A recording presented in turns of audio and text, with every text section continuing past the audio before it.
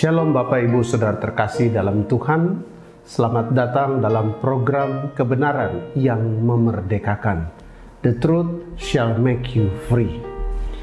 Kita membaca berita akhir-akhir ini tentang kepailitan yang dilakukan terhadap beberapa perusahaan, termasuk perusahaan investasi, di mana para investor menanamkan sejumlah dana pada perusahaan investasi tersebut, dan investor mendapatkan bulanan atau berupa bunga atau pengembalian pokok yang jumlahnya cukup menggiurkan.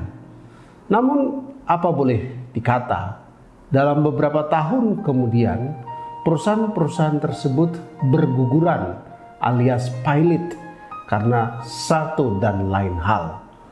Oleh karena itu kita perlu berenungkan kembali tentang bagaimana sih seharusnya kita berinvestasi, bagaimana kita meletakkan dasar kita untuk secure, untuk merasa aman.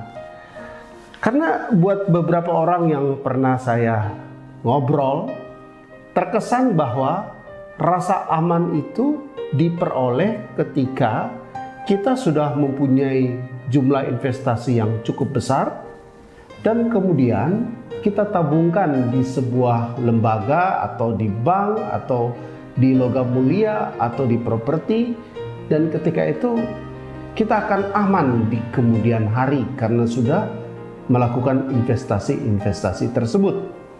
Namun dari kasus-kasus kepailitan yang belakangan ini menimpa perusahaan investasi, kita boleh belajar bahwa ternyata tidak ada sesuatu instrumen investasi di dunia ini yang betul-betul menjanjikan keamanan bagi kita atau bagi orang yang mau berinvestasi.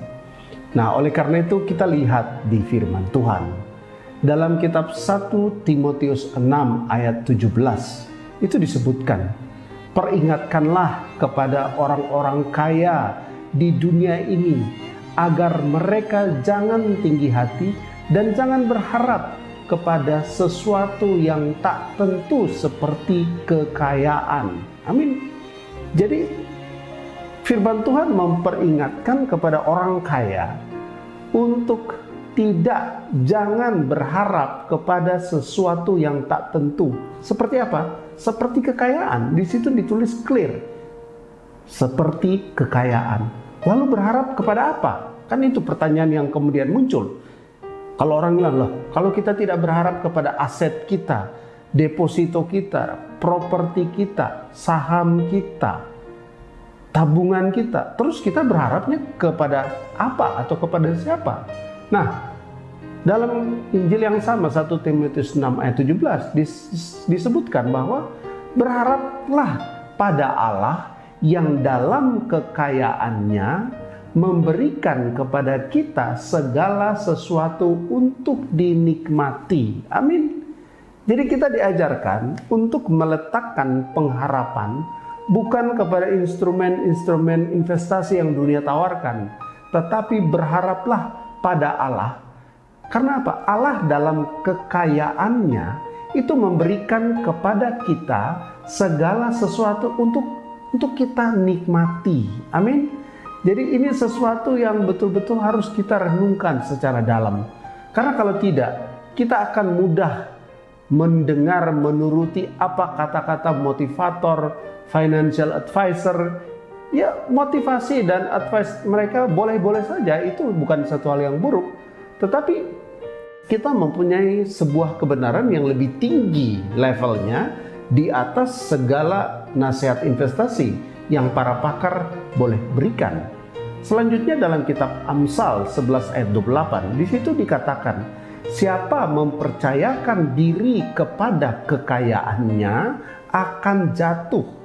Wow, Jelas banget, siapa mempercayakan diri kepada kekayaannya akan jatuh.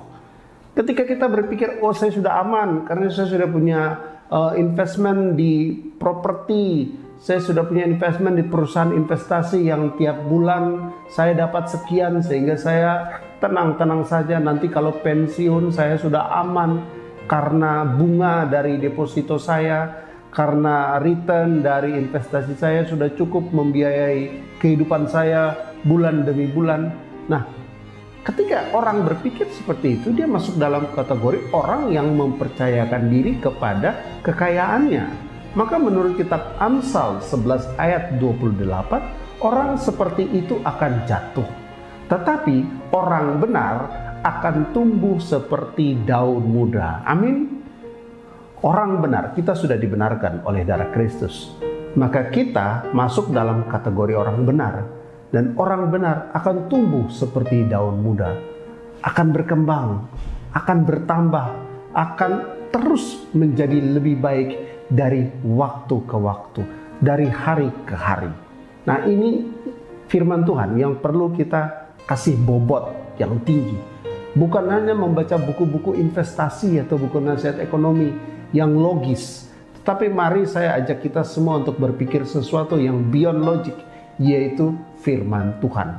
Karena dalam kitab Lukas pasal 12 ayat 15 itu disebutkan, berjaga-jagalah dan waspadalah terhadap segala ketamakan, sebab walaupun seorang berlimpah-limpah hartanya, saya ulang, sebab walaupun seorang berlimpah-limpah hartanya, hidupnya tidaklah tergantung daripada kekayaannya itu. Amin. Jadi ini sebuah konsep yang sangat substansial bagi setiap kita dalam menjalani kehidupan. Karena hidup kita tidak tergantung daripada kekayaan, tidak tergantung daripada materi yang kita punya, tetapi hidup kita semata-mata tergantung oleh Tuhan. Oleh karena itu, ayo rubah mindset. Kalau mungkin selama ini masih ada di antara kita yang berpikir untuk meletakkan rasa aman, security kepada harta, kekayaan yang kita punya, ayo dirubah. Letakkanlah security kita, rasa aman kita kepada Allah, sumber segala berkat.